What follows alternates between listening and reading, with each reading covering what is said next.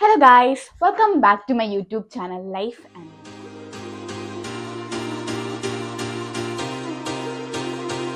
So guys, ഈ video how I got my 4 modules B2 in my first attempt എന്നുള്ളതാണ്.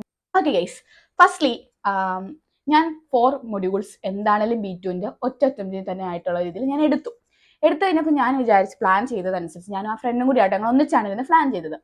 അപ്പം എനിക്ക് തോന്നിയത് ഒരു കോൺഫിഡൻസ് വേണ്ട സാധനം അല്ലെങ്കിൽ വർക്ക് ചെയ്യേണ്ട സാധനം സ്പീക്കിംഗ് ആണ്. സ്പീക്കിങ്ങിന് നമ്മൾ വർക്ക് ചെയ്യാതെ നടക്കത്തില്ല. നമ്മൾ ക്ലാസ് കഴിഞ്ഞ് വന്നിരുന്ന് ജസ്റ്റ് ഇവിടെ വന്നിരുന്ന് കഴിഞ്ഞാൽ സ്പീക്കിംഗ് മറ്റുള്ള റൈറ്റിങ്ങും റീഡിങ്ങും ഹിയറിങ്ങും ചെയ്യുന്ന പോലെ ചെയ്തു കഴിഞ്ഞാൽ സ്പീക്കിംഗ് നടക്കത്തില്ലെന്ന് ഞങ്ങൾക്ക് ആദ്യമേ ബോധ്യപ്പെട്ടായിരുന്നു. അപ്പൊ അതുകൊണ്ട് ഞങ്ങൾ 2 പേരുള്ളതുകൊണ്ട് എന്താണെങ്കിലും സ്പീക്കിംഗ് ചെയ്യണം, സ്പീക്കിങ്ങിന് ഇമ്പോർട്ടൻസ് കൊടുക്കണം. കാരണം ഏറ്റവും കൂടുതൽ കോൺഫിഡൻസ് ആവശ്യമുള്ള ഒരു സാധനമാണ് സ്പീക്കിംഗ്. നമുക്ക് എത്ര കാര്യം അറിയാമെന്ന് പറഞ്ഞാലും കോൺഫിഡൻസ് ഇല്ലെങ്കിൽ നമുക്കത് പറയാൻ പറ്റത്തില്ല. നമുക്ക് മലയാളത്തിൽ പോലും ഒരു സ്ഥലത്ത് പോയിരുന്ന ഒരാളോട് സംസാരിക്കാൻ ചെറിയൊരു കോൺഫിഡൻസ് വേണം. അപ്പൊ നമുക്ക് അറിയാത്ത ഭാഷ നമ്മൾ പഠിച്ചു വരുന്ന ഒരു ഭാഷ പറയാൻ വേണ്ടി നല്ല ഡിഫിക്കൽട്ടീസ് ഉണ്ടാവും. അപ്പൊ അങ്ങനെ ഞങ്ങൾ ഫോക്കസ് കൊടുത്ത മെയിൻ സാധനമാണ് സ്പീക്കിംഗ്. എല്ലാവരും സ്പീക്കിംഗ് എന്ത് ചെയ്യും, അവസാനത്തേക്ക് മാറ്റി വെക്കും. സ്പീക്കിങ്ങിന് ഒരു പേടി ആയതുകൊണ്ട് എല്ലാവരും അവസാനത്തേക്ക് മാറ്റി വെക്കും. പക്ഷെ ഗൈസ്, ഞാൻ പറയുവാണെങ്കിൽ എൻ്റെ ഒരു പേഴ്സണൽ എക്സ്പീരിയൻസ് വെച്ച്, എൻ്റെ ഫ്രണ്ട്സിന്റെ പേഴ്സണൽ എക്സ്പീരിയൻസ് വെച്ച് ഞാൻ പറയുകയാണ്, നമ്മൾ സ്പീക്കിംഗ് പിന്നത്തേക്ക് മാറ്റണ്ട. നമ്മൾ സ്പീക്കിംഗ് ആദ്യം എടുത്ത് അത് അങ്ങ് തീരട്ടെ. അപ്പൊ നമുക്കത്, ഞാൻ പറയണ എല്ലാവരും 4 മണിക്കൂർ ഒന്നിച്ചെടുക്കണം എന്നല്ല, പക്ഷെ നമ്മൾ എടുക്കുമ്പോൾ നമ്മൾ വയസ്സായിട്ട് ചൂസ് ചെയ്യുക. നമ്മളെല്ലാവരും ആദ്യം റീഡിങ്ങും ലിസണിങ്ങും ഒക്കെ ആദ്യം പോയി എടുക്കണം, ലിസണും ഹിയറിങ്ങും. കാരണം അത് നമുക്കൊന്ന് പഠിച്ചാൽ അത് കിട്ടിക്കഴിഞ്ഞാൽ അത് പിന്നെ മാറ്റി വെക്കാം, അതൊരു ലക്കും കൂടി ആണെന്നുള്ള രീതിയിൽ എടുക്കുന്നത്.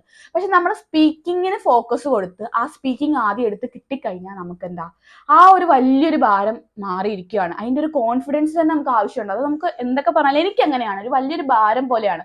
നമുക്ക് കോൺഫിഡന്റ് ആയിട്ട് ഞാൻ എന്റെ ഫ്രണ്ടുമായിട്ട് അടിപൊളിയായിട്ടിരുന്ന് സംസാരിക്കും. അവൾ എന്നോട് സംസാരിക്കും, പൊളിയായിട്ട് സംസാരിക്കും. അങ്ങോട്ട് പറയുമ്പോൾ നമ്മൾ കാഷ്വൽ ടോക്സ് ജർമ്മനിലേക്ക്, ഓ മൈ ഗോഡ്, പറയണ തെറ്റുണ്ടാവാം, പക്ഷെ ഭയങ്കര കോൺഫിഡൻസ് ഇല്ല, നമുക്ക് ഒരു നാണോ ചമ്മലും ഇല്ല നമ്മൾ സംസാരിക്കും. പക്ഷെ നമ്മൾക്ക് ആ അത്ര അറിയാവുന്ന കാര്യം ആ ഒരു എക്സാമിനറുടെ മുമ്പിൽ ഇരുന്ന് പറയാൻ പാടായിരിക്കും. ഒരു കോൺഫിഡൻസിന്റെ ആവശ്യമുണ്ട്. അപ്പൊ അതുകൊണ്ട് എന്നും സ്പീക്കിങ്ങിൽ ഞങ്ങൾ ഫോക്കസ് കൊടുക്കുമായിരുന്നു. ഞങ്ങൾ പ്ലാൻ ചെയ്തപ്പോൾ ഞങ്ങൾ എന്നും സ്പീക്കിംഗ്, അതായത് ശനി ഞായർ അങ്ങനെ ഒരു ദിവസം പോലും അവധി എടുക്കാതെ എല്ലാ ദിവസവും ഒരു മന്ത് കണ്ടിന്യൂസ് ആയിട്ട് സ്പീക്കിംഗ് ചെയ്യുമായിരുന്നു. അപ്പൊ ഈ സ്പീക്കിംഗ് ചെയ്യുമ്പോൾ എന്താണ് സ്പീക്കിംഗ് ചെയ്യുക, നമ്മുടെ ക്ലാസ്സിൽ ഓൾറെഡി കുറച്ച് തേമ അല്ലെങ്കിൽ ടോപ്പിക്സ് ഒക്കെ തന്നിട്ടുണ്ടാവും. അതല്ല ഞങ്ങൾ സ്പീക്കിംഗ് ചെയ്തുകൊണ്ടിരുന്നത്. അത് ഞങ്ങൾ നോക്കിയിട്ടേ ഇല്ല, അത് ഞങ്ങൾ അവസാനമാണ് നോക്കിയത്. അത് എന്താന്ന് പറഞ്ഞാൽ, ആദ്യം ഞാൻ എടുത്തിരുന്നത് എനിക്ക് കൊച്ചിയിലാണ് കിട്ടിയത്. അവൾക്ക് കിട്ടിയത് വേറെ സ്ഥലത്തായിരുന്നു, കേരളത്തിലല്ലായിരുന്നു, വേറെ സ്ഥലത്താണ് അവൾ എക്സാം പോയത്. അപ്പൊ അവൾ എന്ത് ചെയ്തു, ഞാൻ ആദ്യം എന്റെ കൊച്ചിയിൽ വരുന്ന ഒരു ടോപ്പിക്സിന്റെ ലിസ്റ്റ് നമ്മൾ എല്ലായിടത്തും തപ്പി നമുക്ക് കിട്ടും. ആ ലിസ്റ്റ്, അതായത് തേമ ടോപ്പിക്കും ഡിസ്കഷൻ ഡിബേറ്റിന്റെ ടോപ്പിക്കും എല്ലാം ഞാൻ സെപ്പറേറ്റ് ആയിട്ട് ആദ്യമേ ഒരു ബുക്കിൽ ഫുൾ എഴുതി വെച്ചു. അവള് എഴുതി വെച്ചു. അവള് വെളിയിലായിരുന്നു, അവൾക്ക് അത്രയധികം ടോപ്പിക്സ് കിട്ടിയില്ല ഏതൊക്കെയായിരുന്നു എന്നുള്ളത്. പക്ഷെ എനിക്ക് കൊച്ചിയിൽ നോക്കുമ്പോൾ തീർക്കാവുന്നേക്കാൾ ഒരു 70-75ഓളം ടോപ്പിക്ക് തേമ ടോപ്പിക്സ് ഉണ്ടായിരുന്നു. ഡിസ്കഷൻ ഒരു 22 ഒക്കെ തോന്നുന്നു. അങ്ങനെ എല്ലാത്തിന്റെ ആദ്യം എഴുതി വെച്ചു. കാരണം നമ്മുടെ പ്ലാൻ അനുസരിച്ച് ഇത് നമ്മൾ വർക്ക് ചെയ്യുക. ഇത് മൊത്തം കംപ്ലീറ്റ് ആക്കാൻ പറ്റിയില്ലെങ്കിലും അറ്റ്ലീസ്റ്റ് ഈ ടോപ്പിക്കുകളുടെ മീനിങ് എന്താണെന്നെങ്കിലും മനസ്സിലായിക്കൊണ്ട് പോയാൽ അവിടെ ചെല്ലുമ്പോൾ അതൊരു വേർഡ് കിട്ടുമ്പോൾ എന്താണെന്ന് അർത്ഥം മനസ്സിലാവാൻ നിന്ന് പോവരുതെന്നുള്ളൊരു മൈൻഡ് സെറ്റ് ആയിരുന്നു. അപ്പൊ അതെനിക്ക് തോന്നുന്നു അത് നല്ലതാണ്. നമുക്ക് ഫുൾ കവർ ചെയ്യാൻ പറ്റിയില്ലെങ്കിലും നമ്മൾ എന്താണെന്നുള്ളത്, അതായത് നമ്മൾ ജസ്റ്റ് എന്താ പറയാ, അതിന്റെ മീനിങ്, ആ വേർഡ്, നമുക്കൊരു ടോപ്പിക്ക് തന്നു, അതിന്റെ അർത്ഥം അറിയില്ല, നമുക്ക് ഒന്നും പറയാൻ പറ്റത്തില്ല. അങ്ങനത്തെ ഒരു അവസ്ഥയുണ്ട്. അപ്പൊ അതിനെ ഫോക്കസ് ചെയ്താണ് ഞങ്ങളത്. അപ്പൊ ബാക്കിയുള്ള ആ 70-75 തേമകൾ ഞാൻ എന്ത് ചെയ്തു, ലിസ്റ്റ് ചെയ്ത് വെച്ചു. അതിനുശേഷം അതിനുശേഷം ഞാൻ എന്ത് ചെയ്തു വെച്ചാൽ, ഓൾറെഡി അതിനകത്ത് കുറെ തേമകൾ ഞങ്ങൾ സ്കൂളിൽ, അതായത് ഇൻസ്റ്റിറ്റ്യൂഷനിൽ ഡിസ്കസ് ചെയ്ത തേമകൾ ഉണ്ടായിരുന്നു. ഒരുപാട് എണ്ണമൊന്നും ഇല്ലായിരുന്നു, ഒരു 10-15-20 ഒക്കെ കാണും. അത്രയും തേമ ഓൾറെഡി ഡിസ്കസ് ചെയ്ത്. അപ്പൊ ബാക്കി നോക്കി, അത് അവിടെ കിടക്കട്ടെ, അത് ഓൾറെഡി നോട്ടുണ്ട്. അപ്പൊ ബാക്കി എങ്ങനെയാ ചെയ്തുകൊണ്ടിരുന്നതെന്ന് പറഞ്ഞാൽ, നമ്മൾ എപ്പോഴും തേമ ചെയ്യുമ്പോൾ നമ്മൾ തേമയായിട്ട്, അതായത് ടോപ്പിക്കായിട്ട് അതിന്റെ ഒരു വലിയ ഞാൻ എഴുതിക്കൊണ്ട്, ഞാൻ എന്റെ രീതിയാണ്, നിങ്ങൾ എങ്ങനെയാണോ ചെയ്യുന്ന ആ രീതി നിങ്ങൾ ചെയ്താൽ മതി. പക്ഷെ നമ്മൾ എന്നും ഡെയിലി അത് ചെയ്യണം എന്നുള്ളതാണ്. അപ്പൊ ഞാൻ ചെയ്തുകൊണ്ടിരുന്ന രീതി എപ്പോഴും എങ്ങനെയായിരുന്നു എന്ന് പറഞ്ഞാൽ, വലിയ പാരഗ്രാഫ് ആയിട്ട് തന്നെ ആ ടോപ്പിക്കിനെ കുറിച്ച് എഴുതി വെക്കും. അത് കഴിഞ്ഞാൽ അത് സ്പീക്കിംഗ് ഇൻസ്റ്റിറ്റ്യൂഷനിൽ നടത്തുമ്പോൾ അത് പോയിന്റ് ആയിട്ട് എഴുതിയിട്ട് അപ്പൊ പറയുമായിരുന്നു ചെയ്തുകൊണ്ടിരുന്നത്. ഞങ്ങൾ എല്ലാവരും അങ്ങനെയാണ് ചെയ്തുകൊണ്ടിരുന്നത്. അപ്പൊ ഞാൻ എന്ത് ചെയ്തു, ഞാൻ വീട്ടിൽ ഇരുന്നപ്പോൾ അതേപോലെ തന്നെ ഞങ്ങൾ, അതായത് നാളെ തൊട്ടാണ് തുടങ്ങുന്നതെങ്കിൽ ഇന്ന് രാത്രി ഞാൻ ഇരുന്നു എൻ്റെ ആ ടോപ്പിക്കിന്റെ തേമ എന്താണെന്ന് മനസ്സിലാക്കി, അതിന്റെ പോയിന്റ്സ് ഒക്കെ നമുക്ക് പല സ്ഥലത്തു നിന്ന് ഗൂഗിളിൽ നിന്നൊക്കെ ഇഷ്ടംപടി കിട്ടും, ചാറ്റ് GPT ഒക്കെ, അതും നമുക്ക് യൂസ് ചെയ്യാം. അങ്ങനെ അതെല്ലാം ഇരുന്ന് ഒരു ബുക്കിലായിട്ട് ഞാൻ എൻ്റെ ഒരു തേമ പ്രിപ്പയർ ചെയ്ത് വെക്കും, ഒരെണ്ണം പ്രിപ്പയർ ചെയ്യും. അത് പ്രിപ്പയർ ചെയ്ത് വെച്ചു, ജസ്റ്റ് ഒന്ന് വായിച്ചൊക്കെ അങ്ങ് വിടും. അത് കഴിഞ്ഞിട്ട് എന്ത് ചെയ്യും, അത് കഴിഞ്ഞിട്ട് നമ്മുടെ ഡിസ്കഷൻ, അടുത്ത ടൈൽ 2 ഉണ്ടല്ലോ, നമ്മുടെ പാർട്ട് 2 ഡിബേറ്റിന്റെ ഇതേപോലെ നമ്മൾ പോയിന്റ് ദാഫിയോറും ദാഗിയേക്കും, അതായത് എഗെയിൻസ്റ്റും അതിനോടുള്ള 2 എന്നുള്ള രീതിയിൽ 4 എന്നുള്ള രീതിയിൽ രണ്ടും എഴുതി വെക്കും. എന്നിട്ട് നമ്മൾ അന്ന് അതിനെക്കുറിച്ച് വലിയ ബോധേഡായിട്ട് അതിരുന്ന് കാണാപ്പാടം പഠിക്കുകയൊന്നും ചെയ്യേണ്ട ആവശ്യമില്ല. ഞങ്ങൾ അത് എഴുതി വെച്ചു. അത് കഴിഞ്ഞിട്ട് എന്താ ചെയ്യാന്ന് പറഞ്ഞാൽ അടുത്ത ദിവസം രാവിലെ ഞങ്ങൾ എപ്പോഴും വെച്ചോണ്ട് ഞങ്ങൾ ഒരു 11:30 ആകുമ്പോൾ തുടങ്ങി കഴിഞ്ഞാൽ ഒരു 1:30 ആകുമ്പോൾ സ്പീക്കിംഗ് നിർത്തുള്ളായിരുന്നു. കാരണം അത്രയും സമയം എടുക്കും. ഇത് പറയാൻ വേണ്ടി തന്നെയല്ല, നമ്മൾ വിളിച്ചു കഴിഞ്ഞാൽ സ്വാഭാവികമായിട്ടും നമ്മൾ പല കാര്യങ്ങളായിട്ട് പറഞ്ഞ് കുറെ നേരം വർത്താനം തന്നെയാണ്. എന്നാലും നമ്മൾ ഈ കാര്യം നടന്നു പോകുന്നുണ്ട്. എന്നും നമ്മൾ വീട്ടിൽ ഇരിക്കുന്ന ഒരു ബോറടി ഇല്ല. നമുക്ക് എന്താ, നമ്മൾ ഫ്രണ്ടിനെ എന്നും കാണുന്നുണ്ട്, നമ്മൾ വർക്ക് ചെയ്യുന്നുണ്ടെന്ന് നമുക്കൊരു തോന്നലും വരുമ്പോൾ നമുക്ക് ഒന്നും കൂടി ഒരു കോൺഫിഡൻസ് വരും നമ്മുടെ ഉള്ളിൽ, സ്പീക്കിംഗ് ഞാൻ വർക്ക് ചെയ്തിട്ടുണ്ട് എന്നുള്ളത്. അപ്പം ഫ്രണ്ട്സ് ഇല്ലാത്തൊരു മാക്സിമം നമ്മളൊരു ഫ്രണ്ടായിട്ട് പഠിക്കാൻ നോക്കുക. അപ്പൊ നമുക്ക് അങ്ങോട്ടും ഇങ്ങോട്ടും സ്പീക്ക് ചെയ്തായ റിയൽ എക്സ്പീരിയൻസ് കിട്ടാൻ പറ്റും. അതല്ലെങ്കിൽ നിങ്ങൾ ഒറ്റയ്ക്കാണെങ്കിൽ നിങ്ങൾ ഒറ്റയ്ക്ക് ഇരുന്ന് പറഞ്ഞു നോക്കുക. ഇപ്പൊ നമുക്ക് ഫ്രണ്ട് ഇല്ല എന്നുള്ളൊരു നിവർത്തിയാണ് ഒറ്റയ്ക്ക് ഇരുന്ന് പറഞ്ഞു നോക്കുക എന്നുള്ളതാണ് വേറെ മാർഗം. അപ്പൊ ഞങ്ങള് ഇപ്പൊ രാവിലെ അടുത്ത ദിവസം, അപ്പൊ നാളെ രാവിലെ 11:30 തുടങ്ങി കഴിഞ്ഞ് ഞങ്ങൾ എന്ത് ചെയ്യും, രണ്ടുപേരും ഒരു 10 മിനിറ്റ് കൊടുക്കും. ഞങ്ങൾ ഒരു വീഡിയോ കോളിലാട്ടോ ചെയ്യും. നമുക്ക് കണ്ടിച്ച് പറയുമ്പോൾ ആ കോൺഫിഡൻസ് കൂടുമല്ലോ. അപ്പൊ വീഡിയോ കോൾ ആയിരുന്നു ചെയ്തുകൊണ്ടിരുന്നത്. അപ്പൊ ഒരു 10 മിനിറ്റ് കൊടുക്കും. 10 മിനിറ്റിൽ എന്ത് ചെയ്യും, ഈ എഴുതി വെച്ചേക്കുന്ന ടോപ്പിക്കും ഡിസ്കസ്സും രണ്ടും എന്ത് ചെയ്യും, ഒന്ന് ഓടിച്ചു നോക്കും. അത് കഴിഞ്ഞ് ഒറിജിനലി B2 എക്സാമിനേഷൻ എന്ന് പറഞ്ഞാൽ നമുക്ക് 15 മിനിറ്റ് ഒരു പ്രിപ്പറേഷൻ ടൈം പോലെ നമ്മൾ പോയിന്റ്സ് എഴുതി വെക്കാൻ വേണ്ടി നമുക്ക് കിട്ടുമല്ലോ സ്പീക്കിങ്ങിന് മുമ്പ്. അതേപോലെ ഞങ്ങൾ ഒരു 15 മിനിറ്റ്, കൃത്യം 15 മിനിറ്റ് സെറ്റ് ചെയ്യും. ആ 15 മിനിറ്റ് എന്താണ് നമ്മൾ എഴുതി കഴിയണം. ആ 15 മിനിറ്റിൽ ഞങ്ങൾ എന്ത് ചെയ്യും, ഈ നമ്മൾ ഒന്ന് വായിച്ചു നോക്കിയ തേമയുടെ ആ ഒരു പോയിന്റ്സ് ഒക്കെ വെച്ചിട്ട് പോയിന്റ് ആയിട്ട് എഴുതും, ഡിസ്കസ്സും പോയിന്റ് ആയിട്ട് എഴുതിയിട്ട് ഞങ്ങളത് അങ്ങോട്ടും ഇങ്ങോട്ടും പ്രസന്റ് ചെയ്യും. അപ്പൊ അവളുടെ ഡിബേറ്റ് വേറെ ആയിരിക്കും, എന്റെ ഡിബേറ്റ് വേറെ ആയിരിക്കും. കാരണം അവൾക്ക് വേറെ സ്ഥലത്ത് കിട്ടിയേക്കുന്നതുകൊണ്ട് തന്നെ അവൾക്ക് ഡിസ്കസ് ടോപ്പിക്ക് വേറെ ആയിരിക്കുമല്ലോ.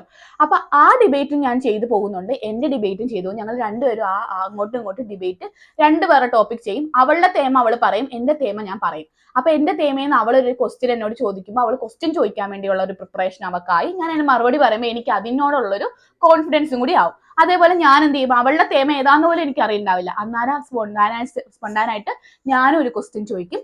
അപ്പൊ അവൾ അതിന് ഉത്തരം പറയുമ്പോൾ രണ്ടുപേർക്കും ആ ഒരു എക്സ്പീരിയൻസ് ആയി. ഇങ്ങനെ ത്രൂ ഔട്ട് ആ 1 മന്ത് ഫുൾ ഞങ്ങൾ സ്പീക്കിംഗ് ചെയ്തിരുന്നു. അത് വീഡിയോ കോൾ വിളിച്ച് തന്നെയാണ് ചെയ്തിരുന്നത്. അങ്ങനെ സ്പീക്കിങ്ങിന് ഒരു കോൺഫിഡൻസ് ഉണ്ടാക്കിയെടുത്തത് അങ്ങനെയാണ്. ഒരു ട്രൂത്ത് ആയിട്ടൊരു സത്യം പറഞ്ഞു കഴിഞ്ഞാൽ അത് അങ്ങനെ തന്നെയാണ്. അങ്ങനെ വർക്ക് ചെയ്യാതെ അല്ലെങ്കിൽ വെറുതെ ഇരുന്ന് വീട്ടിൽ നിന്ന് വായിച്ചു നോക്കുമ്പോൾ എനിക്ക് കിട്ടിയെന്ന് ഞാൻ പറയില്ല ഒരിക്കലും. ഇങ്ങനെ ചെയ്ത് തന്നെയാണ് അതിലൊരു കോൺഫിഡൻസ് ഉണ്ടാക്കിയെടുത്തത്. അത് കഴിഞ്ഞിട്ട് ഷ്രൈബൻ, അതായത് റൈറ്റിംഗ് എങ്ങനെയാണെന്ന് പറഞ്ഞാൽ ഞങ്ങൾക്ക് ഓൾറെഡി ക്ലാസ്സിലൊരു എനിക്ക് തോന്നുന്നു ഒരു 10-11 എഴുതിയിട്ടുണ്ടാവും. 10-11 ലെറ്ററും ബ്ലോഗും രണ്ടും എഴുതിയിട്ടുണ്ടാവും. ബാക്കിയാണ്. അപ്പൊ എന്റെ കൊച്ചി നോക്കുമ്പോൾ കൊച്ചിയും അതെല്ലാ സ്ഥലത്തും സെയിം തന്നെ. ലെറ്റർ ഒരു 24 എണ്ണം എങ്ങാണ്ടുണ്ട്, 22-23 എണ്ണം എങ്ങാണ്ടുണ്ട്. അപ്പൊ അതിന്റെ ലിസ്റ്റ് ഞാൻ ഇതേപോലെ എഴുതി വെച്ചു. അതിൽ ഞാൻ എഴുതിയത് ഞാൻ മാറ്റി വെച്ചു. ബാക്കി എന്ത് ചെയ്തു, എല്ലാ ദിവസവും രാത്രിയിൽ ഒരെണ്ണം വെച്ച് എഴുതി. കാരണം ഒരു മാസത്തിൽ നമുക്കിത് പുല്ല് പോലെ പെട്ടെന്ന് നമുക്ക് എഴുതിയെടുത്ത് തീർക്കാൻ പറ്റും. അപ്പൊ ഞാൻ ഒരു ദിവസം എന്ത് ചെയ്യും, ഒരു ദിവസം ഒരു ലെറ്റർ എഴുതി, അന്ന് ലെറ്റർ മാത്രമേ എഴുതുള്ളൂ. അത് ജസ്റ്റ് എഴുതി വെക്കുന്നേ ഉള്ളൂ, വായിക്കുന്ന ഒന്നുമില്ല, എഴുതി വെക്കുന്നു. അടുത്ത ദിവസം എന്ത് ചെയ്യും, അടുത്ത ദിവസം ഞാൻ ബ്ലോഗ് പ്രിപ്പയർ ചെയ്യും, അടുത്ത ദിവസം ലെറ്റർ. അങ്ങനെ ഞങ്ങൾ മാറി മാറി ചെയ്തു. അപ്പൊ നമുക്കൊരു വലിയ ഭാരമായിട്ട് തോന്നില്ല. അപ്പൊ അവിടെ ഷ്രൈബന്റെ കാര്യം, അതായത് റൈറ്റിങ്ങിന്റെ കാര്യം സ്പീക്കിങ്ങിന്റെ കാര്യം ഒരു ദിവസം നമ്മൾ വർക്ക് ചെയ്ത് കഴിഞ്ഞു. അത് കഴിഞ്ഞ് പിന്നെ ലേസനും ഹ്യോറിനും സത്യം പറഞ്ഞ ലേസനും ഹ്യോറിനും അധികം വർക്ക് ചെയ്യാൻ എനിക്ക് പറ്റിയിട്ടില്ല. ഒന്നാമത് അതെങ്ങനെ വർക്ക് ചെയ്യണമെന്ന് പോലും നമ്മൾ എന്താണെന്ന് വെച്ചാൽ ആദ്യം തൊട്ടേ നമ്മൾ പ്രിപ്പയർ ചെയ്ത് വന്നായിരുന്നു ലേസണിംഗ് ഹ്യോറിന്. അതായത് നന്നായിട്ട് ജർമ്മൻ ഓഡിയോസ് കേൾക്കണമായിരുന്നു. പക്ഷെ അതൊന്നും അധികം ഞാൻ ചെയ്തിട്ടില്ല, ഹോണസ്റ്റ് ആയിട്ട് പറഞ്ഞാൽ ചെയ്തിട്ടില്ല. പക്ഷെ ഞാൻ എങ്ങനെയായിരുന്നു എന്ന് പറഞ്ഞാൽ ആദ്യമൊക്കെ ഇടയ്ക്കിടയ്ക്കൊക്കെ ചെയ്യുമായിരുന്നു. ഞാൻ പറഞ്ഞ കണ്ടിന്യൂസ് ഒരു കേൾക്കണം, എന്നും കേൾക്കുന്നതല്ലല്ലോ, അങ്ങനെയൊന്നും കേട്ടിട്ടില്ല. പലരും പറഞ്ഞിട്ടുണ്ടായിരുന്നു, നമ്മളും അന്നേരം കുറച്ച് മടി കാണിച്ചു, അതാണ് സത്യം ആയിട്ട് പറഞ്ഞ. അത് കഴിഞ്ഞിട്ട് എന്ത് ചെയ്തു വെച്ചാൽ എക്സാം ആയപ്പോൾ ഞങ്ങൾ എല്ലാ ദിവസവും ഒരു വീഡിയോ കാണണം, ജർമ്മൻ വീഡിയോ കാണണം എന്നുള്ള രീതിയിലാക്കി. ഏത് വേണേലും കാണാം. ഞാൻ കണ്ടുകൊണ്ടിരുന്ന ചാനൽ പറയാം, ഈസി ജർമ്മൻ എന്ന് പറയുന്നത് സാറ് സജസ്റ്റ് ചെയ്ത് തന്നെയായിരുന്നു. നല്ലൊരു ചാനലാണ് ഈസി ജർമ്മൻ. അത് ഓരോ ലെവലായിട്ടുള്ള രീതിയിലുണ്ട്. അപ്പൊ ആ യൂട്യൂബ് ചാനലിൽ ഒരു വീഡിയോ, ഏതെങ്കിലും ഒരു വീഡിയോ, അത് കാണാൻ ഭയങ്കര മടിയായിരുന്നു ഗൈസ്. പക്ഷെ അത് ഇൻട്രസ്റ്റിംഗ് ആണ്. പക്ഷെ നമുക്ക് ഈ ഫോണിൽ നമ്മൾ എന്തെങ്കിലും എടുത്തു കഴിഞ്ഞാൽ വേറെ സ്ഥലത്തോട്ട് പോകും. നമ്മൾ പിന്നെ ഇതൊന്നും കാണാൻ നിൽക്കൊന്നുമില്ല. അപ്പൊ ഇത് കണ്ടു കഴിഞ്ഞാൽ എന്താ വെച്ചാൽ അവരവിടെ താഴെ എഴുതി കാണിക്കും. അപ്പൊ നമ്മുടെ ലേസൺ മാതിരി റീഡിങ് സ്കിൽസും മാറും, ഇതാകും. കേൾക്കുന്ന ആ ഒരു പ്രൊണൗൺസിയേഷൻ കേൾക്കുമ്പോൾ നമ്മുടെ ഹ്യോറിന് സെറ്റ് ആവും. അങ്ങനെ കാണാൻ തുടങ്ങി. എന്നാലും അത് 1 മന്ത് കണ്ടിന്യൂസ് സ്പീക്കിംഗ് പോലെ അത്രയും ഞാൻ ഫുൾ ഇരുന്ന് കണ്ടിട്ടുണ്ടെന്ന് ഞാൻ പറയില്ല. ഹോണസ്റ്റ് ആയിട്ട് പറഞ്ഞാൽ ഞാൻ അങ്ങനെ കണ്ടിട്ടില്ല. എന്നാലും ഞാൻ മിക്ക ദിവസവും കാണാൻ ട്രൈ ചെയ്തിട്ടുണ്ട്. ഞങ്ങൾ മിക്ക ദിവസം കേട്ടിട്ടുമുണ്ട്, മീൻസ് കണ്ടിട്ടുണ്ട്. പിന്നെ എന്താ വെച്ചാൽ നമ്മുടെ ഹ്യോർ എന്ന് പറഞ്ഞാൽ അവള് ഞാൻ പാർട്ണറായിട്ട് സംസാരിക്കുന്നതുകൊണ്ട് ഗൈസ് ഫാൻ ഇടാത്തോണ്ട് പേർക്കുന്നു ഗൈസ്. ഓക്കെ, ഞാനും അവളും കൂടി ഇരുന്ന് സംസാരിക്കുന്നുണ്ട്. ഹ്യോറൻ, അതായത് അവള് സ്പീക്ക് ചെയ്യുന്ന എനിക്ക് കേൾക്കാം, അവള് സ്പീക്ക് ചെയ്യുന്നുണ്ട്, ഞാൻ സ്പീക്ക് ചെയ്യുന്നുണ്ട്. അപ്പൊ പരസ്പരം നമ്മൾ അങ്ങോട്ടും ഇങ്ങോട്ടും കേട്ട് മനസ്സിലാക്കി സ്പീക്കിംഗ് നടത്തുന്നതുകൊണ്ട് ഒരു ഹ്യോറനിൽ നമുക്കത് ഹെൽപ്പിംഗ് ആവുന്നുണ്ട്. പിന്നെ ലേസൺ ഈ പറയും പോലെ നമ്മൾ എന്താ ചെയ്യുന്നത്, ഷ്രൈബിന് ഇതൊക്കെ നമ്മൾ ഒരുപാട് വായിച്ച് നോക്കിയൊക്കെയാണ് നമ്മൾ ഇതിന് എഴുതിക്കൊണ്ടിരുന്നത്. പിന്നെ ലേസൺ ഹ്യോറൻ സ്പെഷ്യലി അതിനു വേണ്ടി ഒരു വലിയതായിട്ട് വർക്ക് ചെയ്തിട്ടില്ലെന്ന് വേണേൽ പറയാം. ഈ ഒരു വീഡിയോസ് കാണാൻ ശ്രമിച്ചിട്ടുണ്ട്, എല്ലാ ദിവസവും കാണാൻ പറ്റിയിട്ടില്ലെങ്കിൽ ഞാൻ കണ്ടിട്ടുണ്ട്. അപ്പൊ ലേസൺ ഹ്യോറൻ അങ്ങനെയാണ് ചെയ്തുകൊണ്ടിരുന്നത്. അതായത് നമ്മുടെ മൊഡാൽ ടെസ്റ്റ് ഒക്കെ ജസ്റ്റ് നമ്മുടെ മൊഡാൽ ടെസ്റ്റ്, അതായത് മോഡൽ ടെസ്റ്റ് ആയിട്ട് നമുക്ക് ഒരു പ്രൂഫിംഗ് ബുക്ക് ഒക്കെ കിട്ടുമായിരുന്നു ഇൻസ്റ്റിറ്റ്യൂഷനിൽ. അപ്പൊ അതൊക്കെ ജസ്റ്റ് ഒന്ന് നോക്കിയിട്ടുണ്ട്. എന്നാൽ അതൊന്നും വലിയതായിട്ട് വർക്ക് ചെയ്യാൻ പറ്റിയിട്ടില്ല. അതായത് നമ്മളത് കൂടുതലും ലേസൺ ഹ്യോറനും വർക്ക് ചെയ്തിട്ടുള്ളത് ഇൻസ്റ്റിറ്റ്യൂഷൻ പൊക്കോണ്ടിരുന്ന സമയത്താണ്.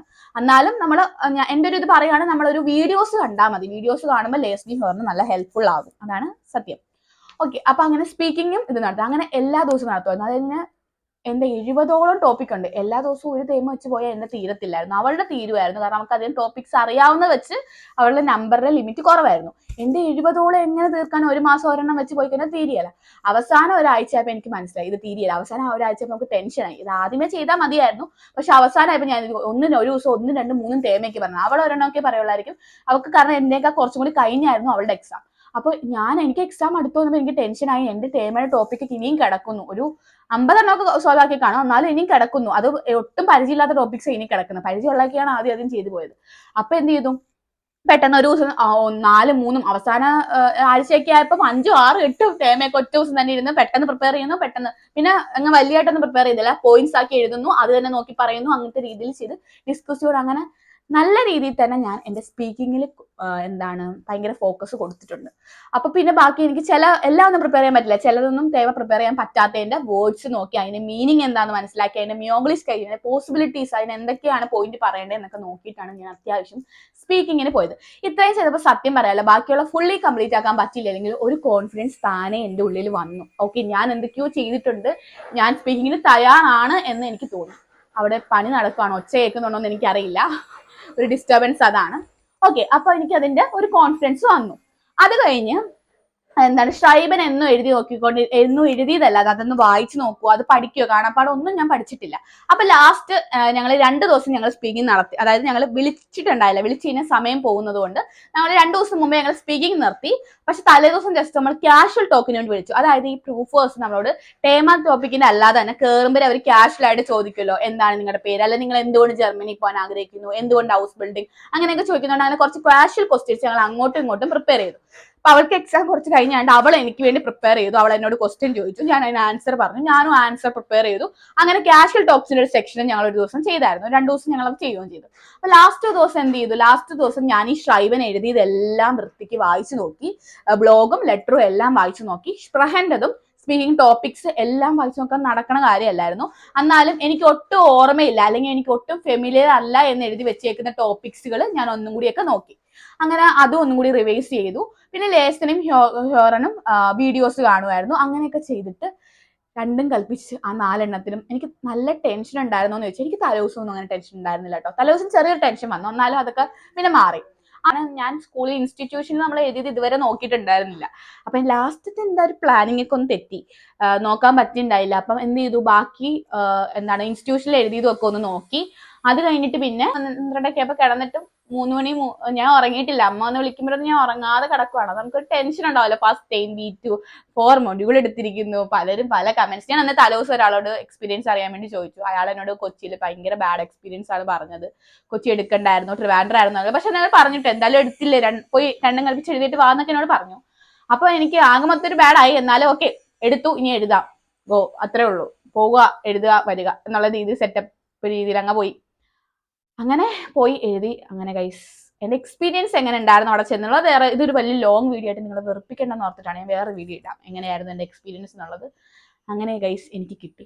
അപ്പൊ നമ്മൾ ഇങ്ങനെ ഒരു രീതി ചെയ്താൽ മതി എന്നാണ്. ഒരു 1 മന്ത് നമ്മൾക്കൊരു പ്ലാനിങ് ഉണ്ടാവുക. നമ്മൾ എല്ലാ ദിവസവും ആ പ്ലാനിങ് നടക്കണമെന്നില്ല. ഇപ്പൊ എന്റെ സ്പീക്കിങ് 1-2 ദിവസമൊക്കെ നടക്കാതെ പോയിട്ടുണ്ടാവാം, കാരണം പല എവിടെയെങ്കിലും പോകണം, എന്തെങ്കിലും കാര്യങ്ങൾ ഉണ്ടാവും. പിന്നെ നമ്മൾ രാവിലെ എന്നുള്ള പ്ലാനിങ് ഒക്കെ മാറ്റും. അതനുസരിച്ച് പിന്നെ നമ്മൾ വീണ്ടും അടുത്ത പ്ലാൻ ഉണ്ടാക്കുകയാണ് ചെയ്യുന്നത്. അല്ലാതെ ഓക്കെ അത് പ്ലാനിങ് പോയി, ഇനി പ്ലാനിങ് ഒന്നും നടക്കില്ലെന്ന് പറഞ്ഞിരുന്നിട്ട് കാര്യമില്ല.